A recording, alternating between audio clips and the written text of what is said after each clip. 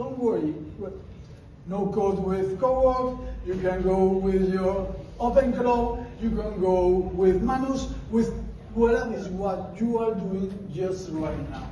You are growing in the use of intelligence, ChatGPT. It doesn't bother if you started in 2023 or 2024.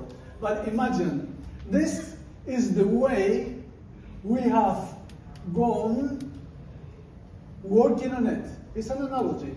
Working on it about more or less 4 orders of magnitude, 3 orders of magnitude.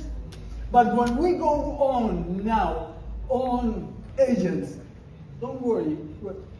No code with co-work. You can go with your open cloud. You can go with Manus, with whatever. Look what happens. Tokens you are using right now.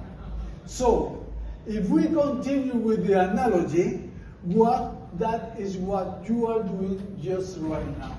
You are growing in the use of intelligence, abundance of technology, much more than ever before.